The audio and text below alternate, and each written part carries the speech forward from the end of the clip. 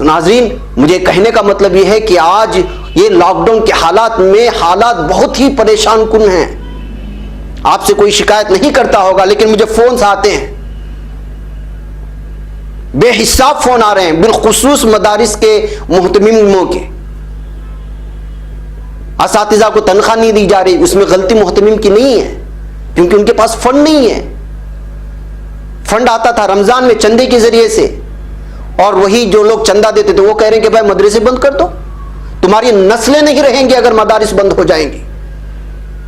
4 یا 5% حصہ پڑتا ہے مدرسوں میں, 95% وہ حصہ ہے جو مسلمانوں کا جو اسکول میں پڑتا ہے. اس 95% کے مالداروں کو اتنی بھی حیثیت گری ہوئی ہے کہ 5% کے مسلمانوں بچوں کو آپ پڑھا نہیں سکتے. اور تم پر کورونا وائرس نہیں آئے گا تو اور کیا آئے گا, تم کو جو ہے کوارنٹائن میں رکھ کر کے مجبور نہیں کیا جائے گا تو اور کیا ہوگا, تم پر اللہ کا عذاب نازل نہیں ہوگا تو کیا ہوگا. کیا آپ مدارس بند کرنے کی بات کر رہے ہیں؟ ان دشمنوں کی زبانی بول رہے ہیں جو برسوں سے اس بات پر قائم ہے کہ کسی طرح سے جو مدارس کو بند کیا جائے.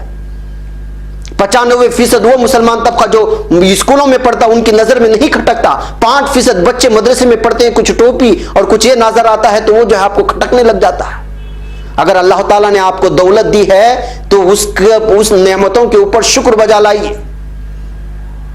اگر شکر بجا نہیں لائیں گے تو اس دنیا میں بھی پکڑ نہیں ہوگی, تو پھر اس بات سے مت بھولنا کہ جو پکڑ نہیں ہوگی, پکڑ ضرور ہوگی, یہاں بھی ہوگی اور وہاں بھی ہوگی, یہ صاف بات ہے.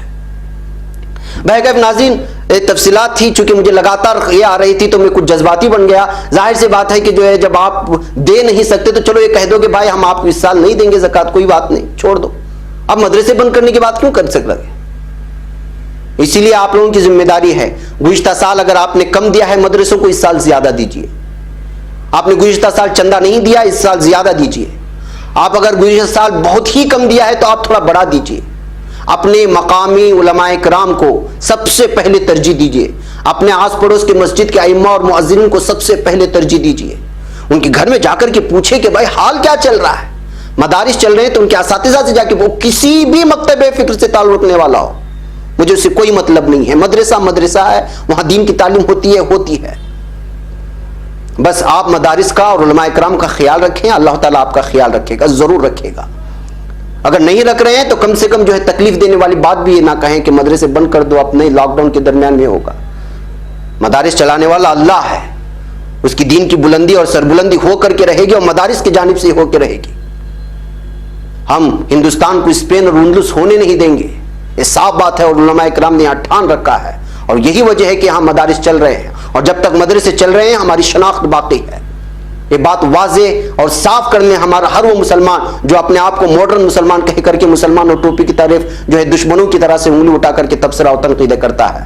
صاف طور پر لکھ لیں, اگر آپ نے رتی برابر بھی یہ جو نعمت اس وقت ہندوستان میں ہے مدارس کے تعلق سے اور مساجد کے تعلق سے, علماء کرام کے تعلق سے, رتی برابر بھی آپ کے دل میں کسی بھی قسم کا کھٹکا محسوس ہوتا ہے تو پھر آپ کی نسلیں دین و ایمان میں نہیں رہیں گی.